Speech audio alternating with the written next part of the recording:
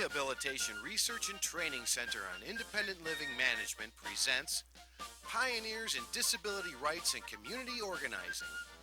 An interview with Cyndi Jones.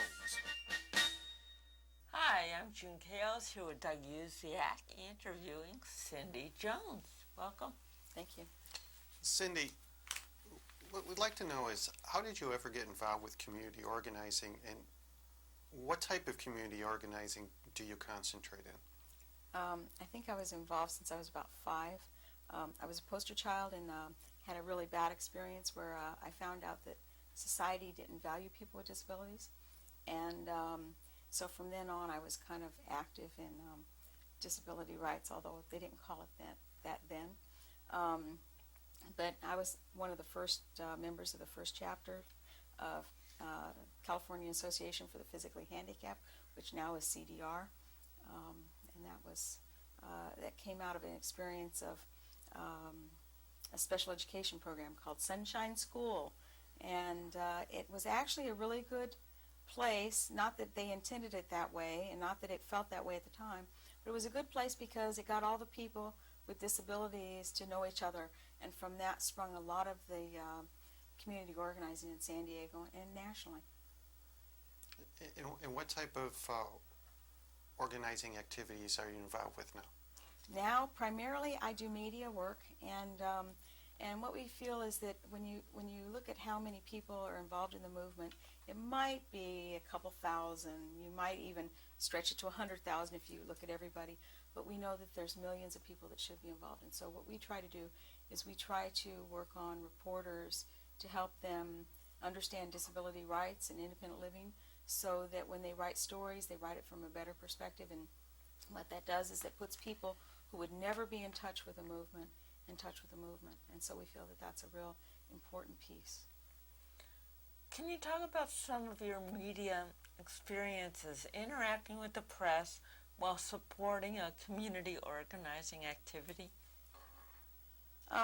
One of the, I don't know if this is exactly what you're asking about, but in '83, one of the things we did was what I call the Wheaties campaign, and that was Wheaties was looking for some people to be on their Wheaties boxes, and any nonprofit organization or any amateur association could put someone forward.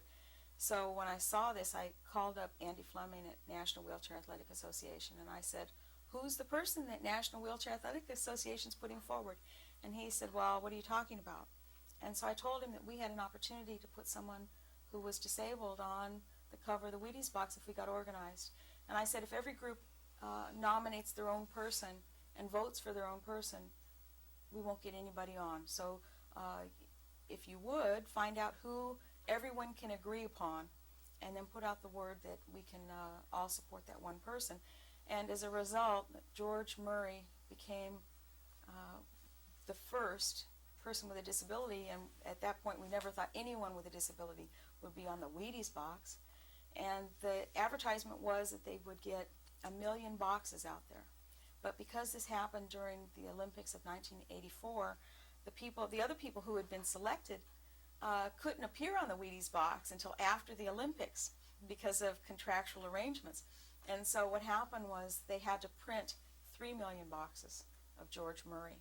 So it was a wonderful opportunity in the mid-'80s, not only for non-disabled people to see people with disabilities in an active role, but it also gave an opportunity for disabled kids and parents of disabled kids to see that their kids could, grow up to be someone too. So I think it was a real media thing, but also grassroots organizing tool, and it was at the right time. Cyndi, obviously you have a long history with the disability rights movement. You've also been very involved with the media in the different activities that you've been sponsoring part of and participated in.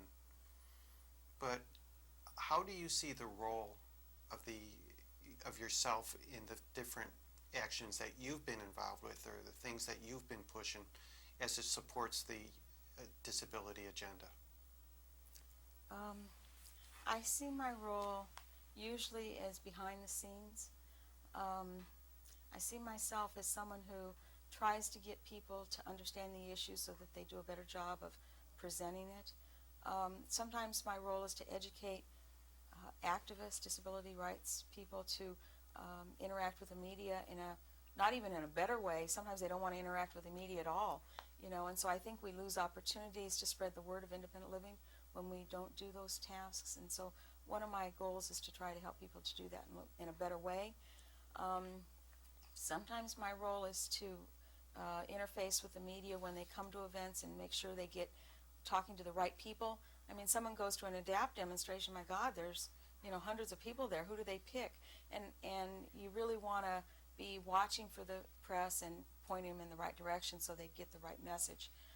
Because a lot of times people who are there have a good message to give, but they, you know, some people have really thought about how that's going to play out in sound bites. And so you want to make sure that they get to the right people. Because of that, could you speak to the importance that media plays in the disability rights movement? Oh my gosh. Right now, the price we're paying at the Supreme Court is because we haven't done the media work. I think the truth is that we've educated ourselves more or less, and I say more or less because the latest survey says only 50% of people with disabilities even know about the ADA. But because we haven't done the backfill of the non-disabled, you know, the general population, we're paying the price because the normal person in the street doesn't understand what disability is about. They still have their old thinking, and so that is, the Supreme Court is just like everybody else, you know, and we're paying for not having done the media work to really educate the average person in the street. And so I see that as really one of the critical roles that is it's needed. And so I think that if we can get the IL movement and disability rights individuals to really start thinking about every contact you make with the media might represent 1 million imprints or a couple million face-to-face interactions. You know, I go to places and I see them saying, oh, well, I'm putting out 100 flyers. I'm going, 100 flyers? My God, it's going to take us forever. I mean, we have to think larger because, you know, for one, I'm getting older. I mean, I don't have enough time to be doing it that slow. And I think that the movement can't afford that time either. I think we have to be making larger contact. We have to have more numbers. Cyndi, two follow-up questions. You say we paid the price for some of these negative consequences of the decisions in the Supreme Court recently related to ADA and other issues. Because we haven't done the backfill, quote unquote, of educating the public. Now that sounds to me like that would take many lifetimes to do, even through the media and not through brochures. Can you comment on that? Yeah, I mean, it does take a long time, but I think that we really have, because of the, well, I don't even know where to begin, because of the way the media in the past has portrayed people with disabilities, and because of the telethon and, you know, all the other garbagey things, some of the, you know, the charity drives and the way they always bring out some disabled person, most of us in the movement have had negative experiences with the media and really don't want to interact with them because we're always afraid of how they're going to turn around what we say and present it to the public. And so because of that negative reality from the past, a lot of us have tended to not engage the media in the present with this new paradigm of disability. And we really need to kind of test the waters a little bit and venture out. We really need to start engaging the media. They will never change if we don't help them change. It's an education process, just like any other group. And one follow-up question. You made the point about getting the media to the right people at an action. How do you do that? It always seems like they go to the most convenient person instead of the people we've targeted to be the, quote, most prepared, done your homework people. Well, first of all, you got to know who's coming, if you can, and you got to buttonhole them. You got to welcome them if you can. Media people. The media. You have to, you know, sometimes you're not going to know who they are, but usually if you're paying attention, you see the person with the notebook or the camera or whatever, and there needs to be someone whose responsibility This isn't just everybody glom onto the media type deal. But someone has to be in charge of shepherding the media. That's the right word. And that usually means that they're not the person that's going to be the face on the camera. They're not going to be the person who is, interviewed. That's not their role. Their role is to make sure that the media get to the people who are prepared to speak. Not everybody at the demonstration is prepared to speak, and that's not everybody's job. And that's grassroots organizing. This is a larger topic, but everybody has a role to play, and they should play their role. If you're to be the crowd shot, be the crowd. If you're to be helping to shepherd the media, shepherd the media. If you're to be the person who's going to speak, be prepared to speak. Everybody has a job, and so everybody should kind of understand what their job is. It's not really that clear cut, but Let's talk about the mechanics. What have you found is actually the best way to get the media interested in the issue or the topic? in about 1987, someone called up and, I was the publisher of Mainstream Magazine, and people call us all the time for information about disability, and this guy calls up and he says, tell me everything you know about disability. I'm thinking, oh my God, what am I, yeah, right. And so I talked to the guy for a little while, and then he said, well, why don't you send me some back issues? And so I picked some issues that were really what I would say crucial issues in the disability rights movement. And I sent him off a dozen or so back issues of the magazine. And he called me back, and we talked for a while. And over the next few weeks, I probably put about 3 or 4 hours into this person. Well, it turns out this person was Joe Shapiro, who long term, he's done a lot of good work for the movement. And so sometimes you don't know who you're investing time in. Sometimes someone will call you and you think, do I have time to talk to this person? Well, sometimes the point is you don't have time not to talk to that person. Because long term, if we hadn't invested that time, we wouldn't have him doing national NPR profiles about disability. So I think that we have to think about really being available to the media. You talked about people sometimes getting very frustrated when they spend time with media, and their story gets twisted and convoluted and turned around, and people get kind of like, I'm not doing that again. What's your advice when that happens? Well, the first thing I would say is that you need to know what you want to say to the media, because otherwise you don't know what you don't know how it's going to come out. But the other thing you do is the line I use is if you don't keep it tight, and if you don't edit yourself, it'll be edited for you. So you need to kind of know what you want to say, and then just keep saying it. Things come out convoluted when a lot of times the issues that we're involved in are really complex. And so if you start off on a whole tangent about, how all of the MICASA works or, PAS works, and you start going through all of that and you get, an hour later, well, of course it's going to be edited, So you need to really be tight on what you're going to say so that there's not a lot of room to edit. If it comes back and it isn't what you wanted, I would suggest don't rant and rail at the reporter. That story's history. Unless there's really an error, something gross is wrong with the story, and I mean factual, be thankful the word got out at all. But then you can go back offline, so to speak, and talk to the reporter and kind of educate them further. I think that you need to be building a relationship for the future and not the past is the past. Well, if the point was very important to you, and it's off, but it's not horrendous, but you want to correct it because, as you say, it's the message for the masses. What are some strategies? Do I write a letter to the editor? Do I do an op-ed piece? Do I call them?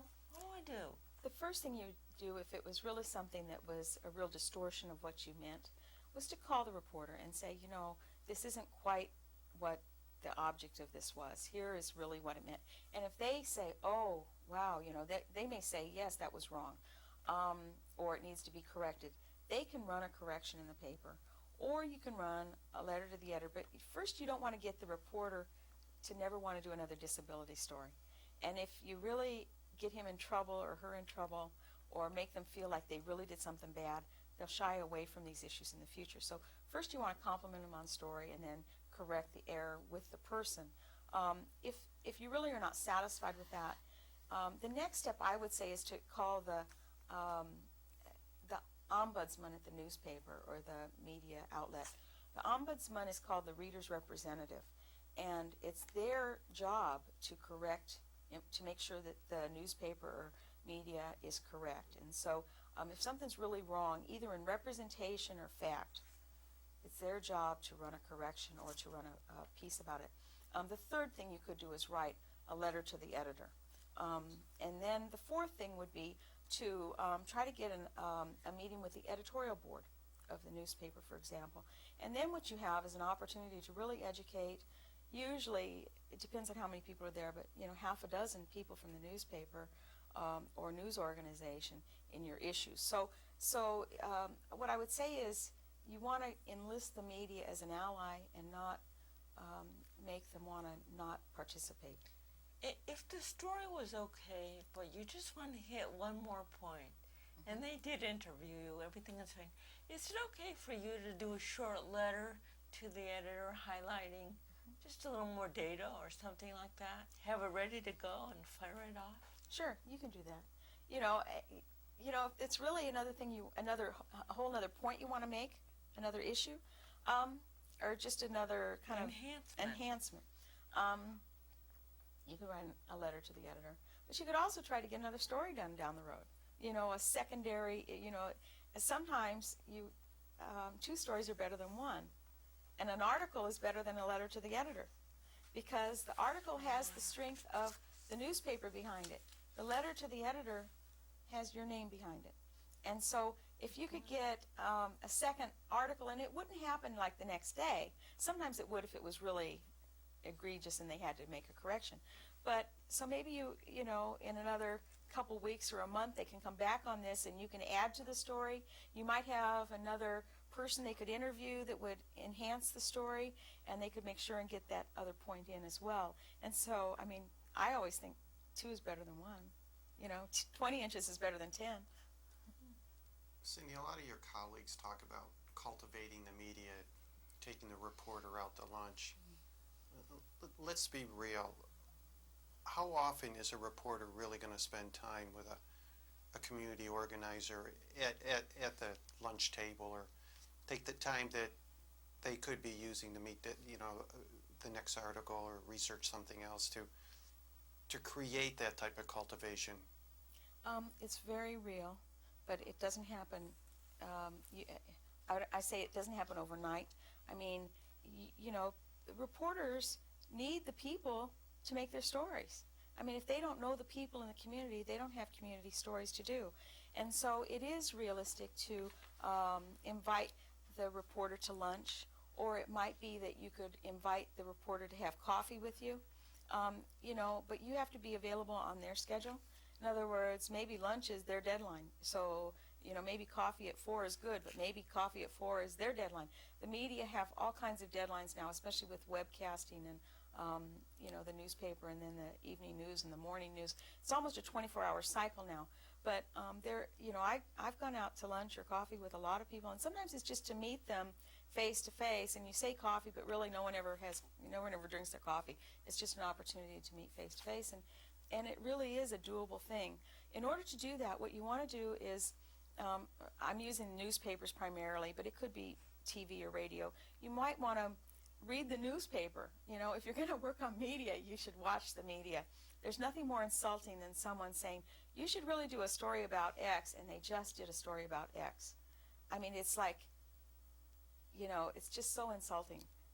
And you don't want to be caught there. So what you want to do is you want to make sure that if you're reading the newspaper and you see someone that does a pretty good job on maybe disability issues or not, or health issues or education, or any topic really that you think that person could be educated to do our issues better.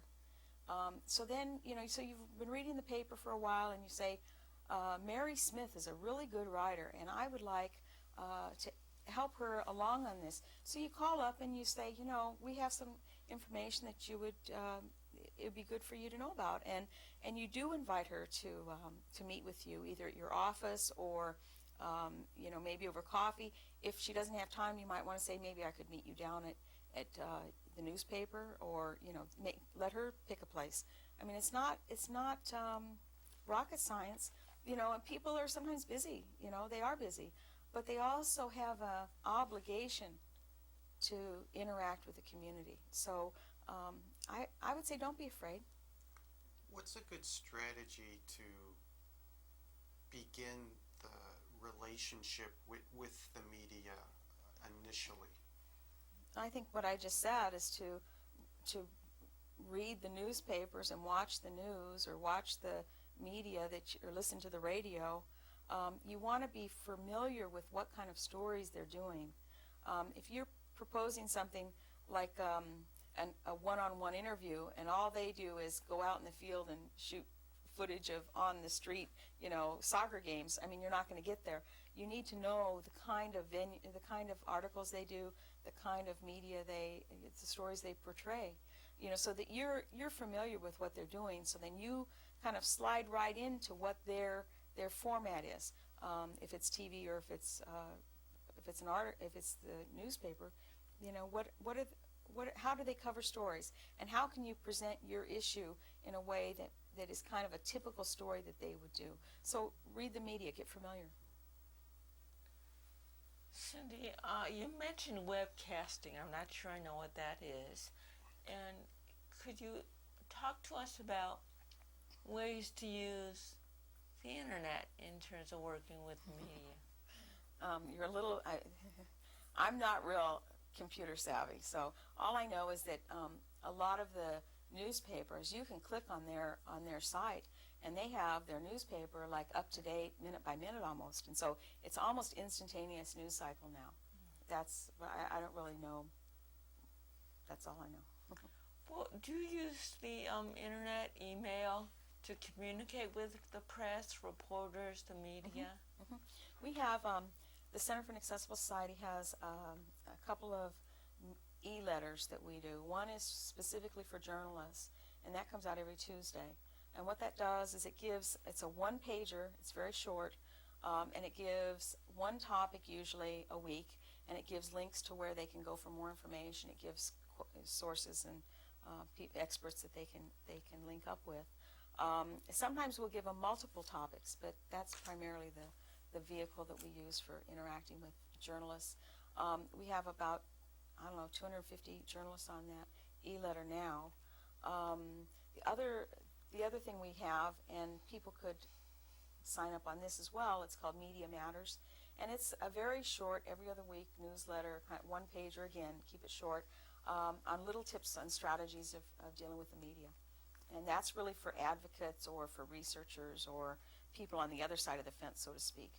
And so those are two things we do. Our website is pretty much designed so that a reporter can come there and get information, the topics are listed and they can click on the topic. Then it goes to maybe a couple of paragraphs of background information. Then they can link into further detail, and then it gets them to experts and sources and other links they can click to. So we try to bring them in easy. I mean, if you dump a 100-page report on a reporter, you might as well have not done it. I mean, it's too much work. And so usually what we try to do is we try to boil stuff down into a couple pages of background information. That sounds like great advice for some of us organizers who are focused on specific issues. Mm-hmm. Would you recommend maybe something like an e-letter for a single issue group who's really pushing on this, and this is a long-term commitment? Yeah, and what you want to do is you want to think about which reporters would be, are you talking about going to the advocates or going to the media? To the media? Yeah. If you go to the media, you want to go through, there's obviously thousands of reporters across the country, so you want to narrow it down to who you want this information to go to. And then send it out, but don't send out nothing. I mean, when you send something out to them, make sure there's content there. You don't want to just say, oh, it's every Tuesday, so we have to get something out. you know, we do get something out every Tuesday, but if we didn't have anything to say on Tuesday, we're not going to send anything, because if you start sending out stuff that isn't relevant or is kind of marginal of content value, they'll get used to throwing your stuff away and not reading it. So you want to make sure that when you interact with the media, that you really do have something to say. There's a group that does healthcare. It's called Families USA, and their media people say we only send something out when we really have something to say. So keep that in mind. But yeah, you know, if you have a 2-pager, if you email them, if you have 10 healthcare writers. I just use healthcare because right now MICASA is big on the agenda, so you may want the health reporters. It might be education, ideas coming up for reauthorization, and same thing with the Rehab Act. So you might want to look at the social issues reporters. So each time you want to narrow the focus of who you're mailing it to, you know, and unfortunately there's not a disability beat. You know, people say, who's, you know, the disability beat? It's Joe Shapiro. I mean, that's about all there is. And the topics are across a lot of, you know, economics, education, transportation, healthcare, you name it. Our issues fall under a lot of categories. And so you really wouldn't want one reporter covering all those topics, because they couldn't be an expert in all those areas. So it's kind of like our topics are broad, but it's also vertical. So you have to kind of think about who you're sending the information to. And you might have multiple lists. Cyndi, when an organization puts out information in a press release or an announcement to the media, and what's a realistic expectation of time to see when the media can come back at you, or you know, that they will react to it? Well, if it's something that's dated, like you're having a demonstration on Saturday, if it's past Saturday, it's pretty much done. But they can hang on to that stuff for a long time. In fact, if you went into most newsrooms, you'll see stacks and stacks and stacks of stuff. And it's not, I don't want to say it's filed orderly, because most rooms are not that way, but most reporters know kind of people they want to hold on to and call them back when something else happens. We did a press briefing before the ADA in 2000, trying to get reporters interested in some of the issues, knowing that it was about 3 months before the ADA anniversary. Excuse me. So that when the ADA happened, they would have people that they could call, or that they would start putting the pieces together. Well, we got people calling us like a year later, saying, you know, we were at that press briefing, and do you know who we could call about, and whatever the topic was, I don't remember now, but all the different topics. We get people calling us a year later, a couple of years later. You know, there really is a time lag, but people do hang on to the stuff. A lot of times, one of the biggest problems for the media is they don't know who to call. Well, they just don't know who to call. Yeah, that brings up the question that was being generated as you speak. Now, you're obviously a source, a media source for the media, so to speak. But what about a local community organization that wants to be a source to the media as well? How would they go about doing that? Well, first I'd like to say we're a source, but we're really not the source. We're like a source for sources. So, like, if we get a reporter from Dallas, we send them out to the ILC in Dallas. I mean, we send them to whoever the local people are, but sometimes they want the national perspective too. But so we do refer people at the local level as well as the national level, because all stories are local. But I would also say that to be a source locally, there's a whole bunch of stuff you have to do. You need to let reporters know that you're available. You need to send them information, and you need to be available when they call. You need to give them your office number, your cell phone, your email, because it may be night when they call you. You want them to know that you're available to them. And I'm not saying that they're going to call you at midnight, but you want them to know it's not only 9 to 5 that you're available to talk to them. Over time, they will, normally they don't work late either, unless they're really on a hot story, but they'll call you during the day when they want to pick your brain about something. And as you do this over time, it kind of reinforces. One of the things I would say is share the power. You know, if you hog the limelight And number one, the community doesn't like it. Number two, it's not good advice for the media because they think, they want new faces all the time. But thirdly, you may know 3 other people that they should know that are really good people. By sharing that, what it does is it broadens the disability resource that they have, and it actually makes you stronger in the reporter's eye because he or she knows that you're going to help them find the best people. And so they can come to you, and you may not be the right person to talk to, but you know who the right person is. So what that does is it kind of is a feedback loop because then they'll always come back to you and say, here's the topic, and who should I talk to? So it's, I think first of all you have to establish yourself as someone that they can rely upon. Secondly, you want to share the power. And third thing is never say anything you don't know anything about. I mean, you don't want to be quoted and then have to call them up and say, well, that's not exactly right. So never fabricate to the media. I mean, if you don't know, just say you don't know. So it sounds like it's very important to really think about the other sources you want to refer them to, both locally and nationally, and make sure you've got the correct contact data. Yeah, and if you might say, oh, I know June Kales, let me call you back with her information. If you don't have it at your fingertips, or you can email them. A lot of times what I'll do is I'll talk to a reporter, and then I'll email them with 4 names. I usually limit it to 3 or 4 people. And the reason is because you don't want to give them 20 names. You're not going to call 20. I usually give them 3 or 4 names with the contact information. And then I always say, if you're not able to reach these people or you need other people, call me back. Because if you give them 20 names, then they're looking down the list. They don't know who they are. Is there a way for some of us to use you or your sources as sources for us when we run out of sources? You mean for news? Referrals to providers, to reporters. For example, we get a call out of the blue about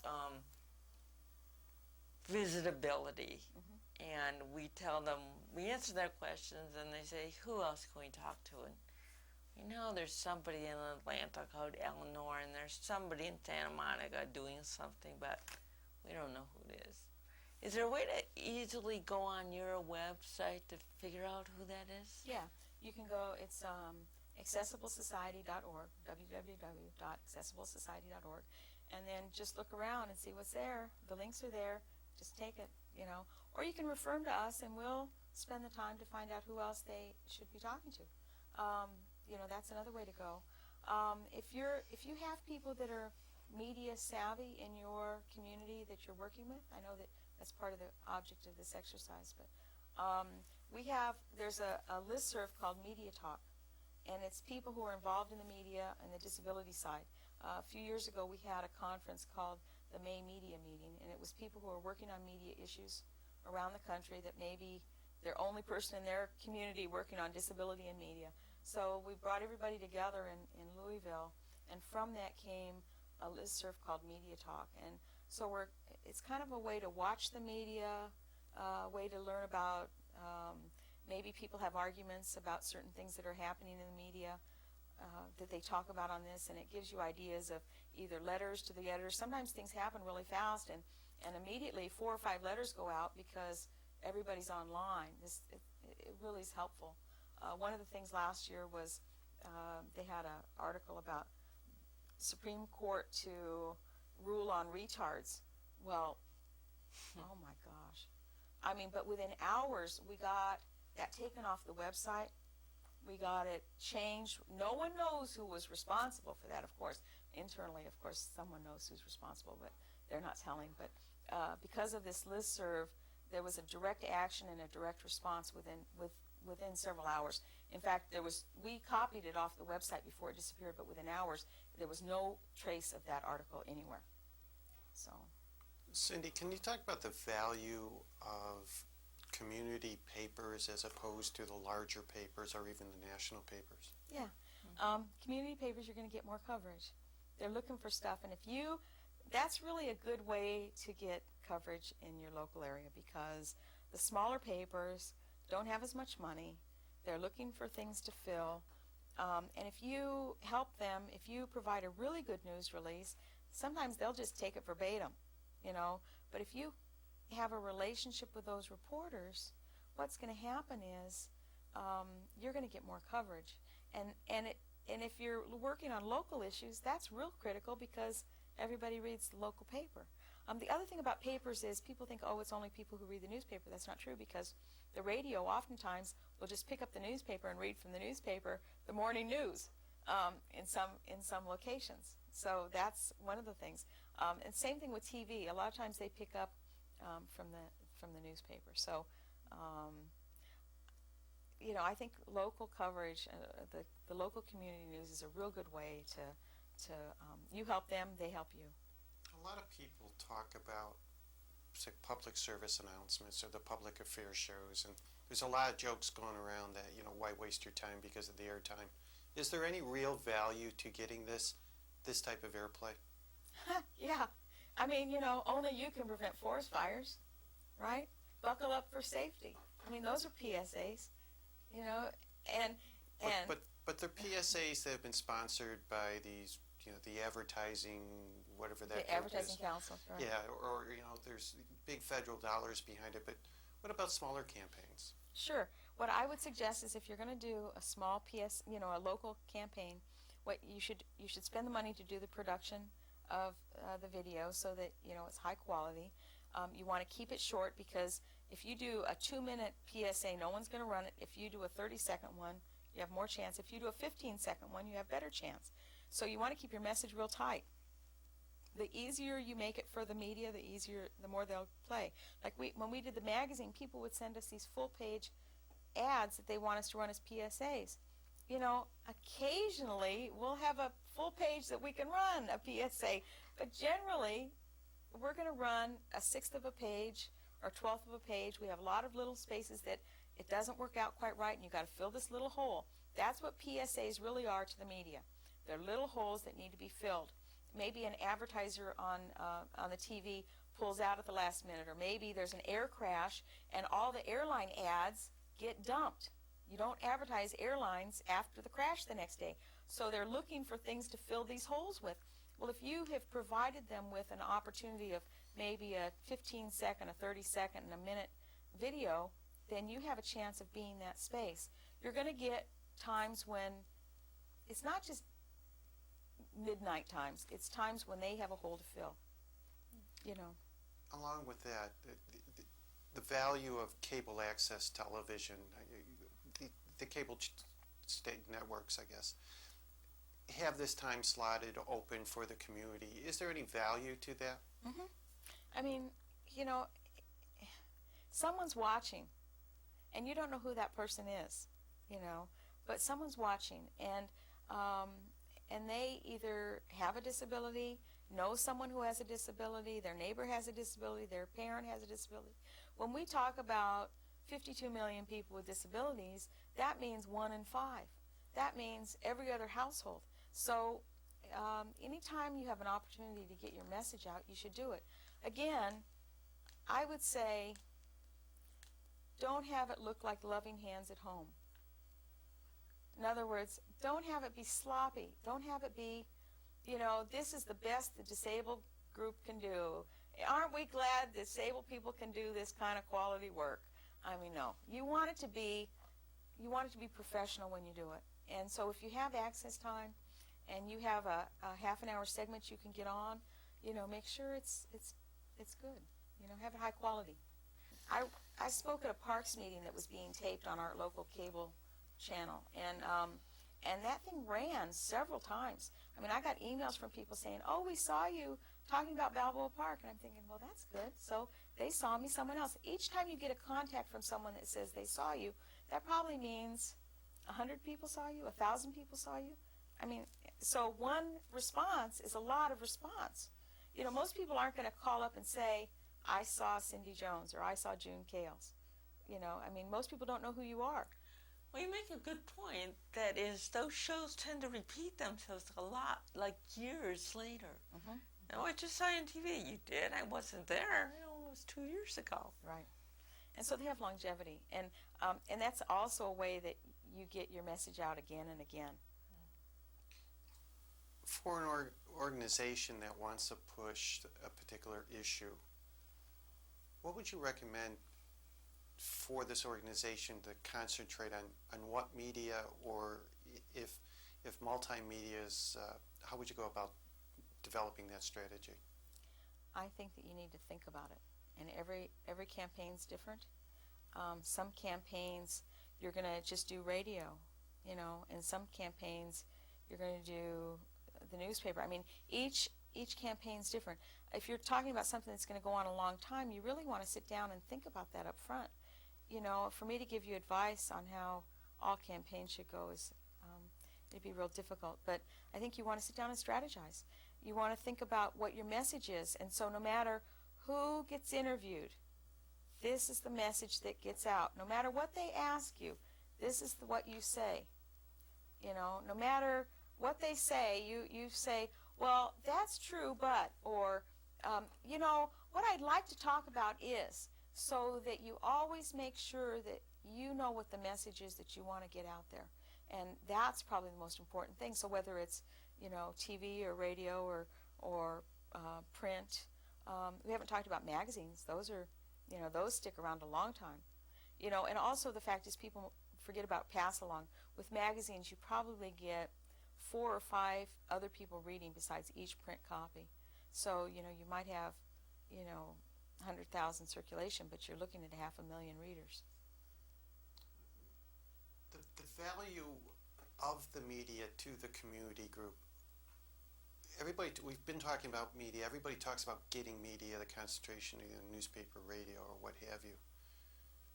But the value of the media is to get the message to who? Who are we really focusing the messages for when we want the media to be involved? Well, there's many audiences. That's a whole other strategy. I mean, who's your audience? First of all, you may want to be talking to the disabled consumers out there that don't know you exist or don't know there is a campaign around Mikasa or whatever the issue. Secondly, you want to be talking to everybody, the general population, and helping them understand what disability is, because we would like to move their mindset forward, their understanding of disability forward.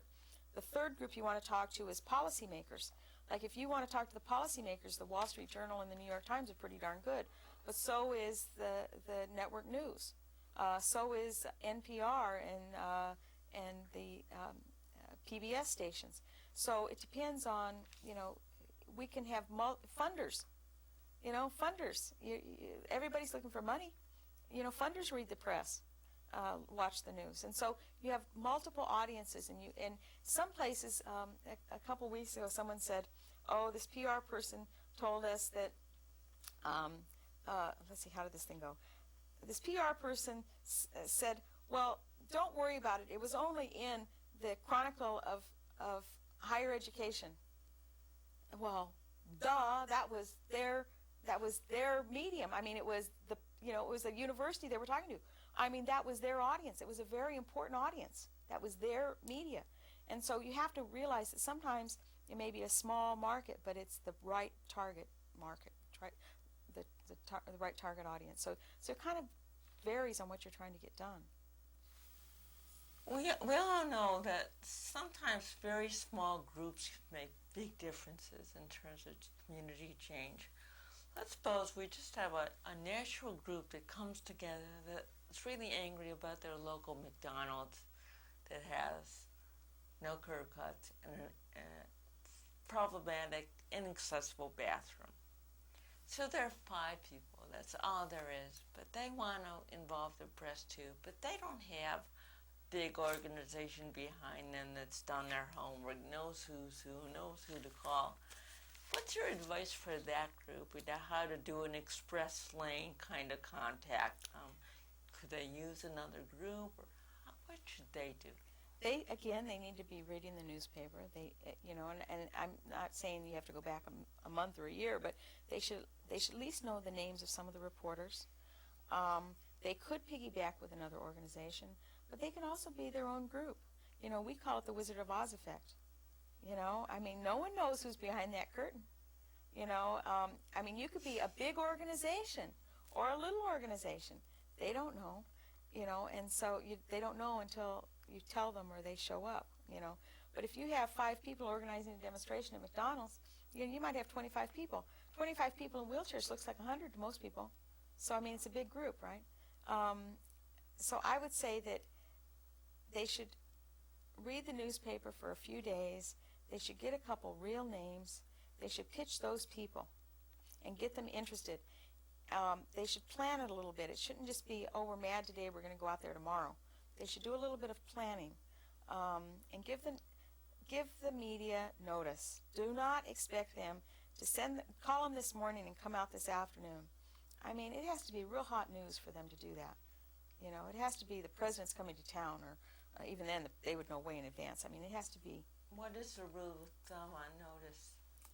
Well, it depends on the media, but if you're looking at the newspaper, I would say 3 or 4 days. If it's, you know, a couple weeks, if you can. We worked recently with the Access Center in San Diego around their 25th anniversary, and we pitched the newspaper on their story.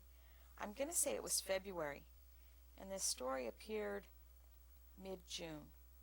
Now that gave the reporter real time to do some real background information, to work on it over a long period of time, you know, do pieces of it when he wasn't on deadline with something else, and really put a good package together.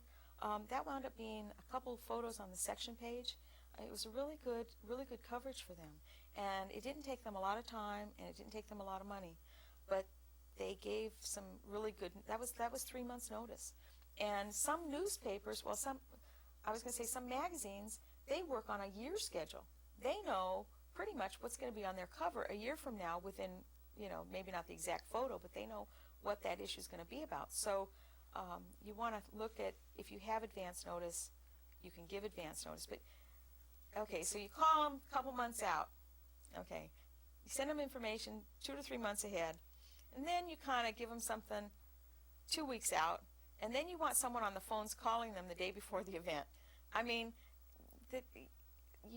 telephoning is a big part of our job. You know, you have to call the people and sell it. You have to sell it. This is a sales job. People think of it as, oh, the media are going to get this news release and they're just going to come. It really is a sales job, but it's something we can do. You know, we have people who have time to do this stuff, and people who have skills to do this stuff. But we just have to have the energy, the will.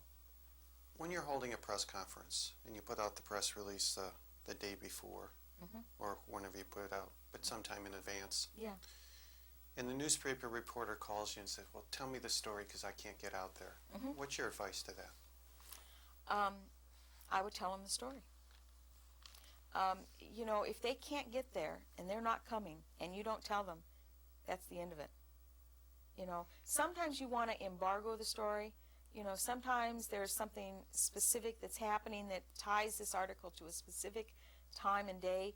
You can embargo the story. You can say, look, the press conference is on Saturday, and you can't come, but, you know, we really don't, this is really embargoed till Saturday. You can talk to them all they want, and you can tell them all the background, but what that does is that gives them a heads up, and then their story's ready to roll. By the way, never, ever, ever have a press conference on Saturday.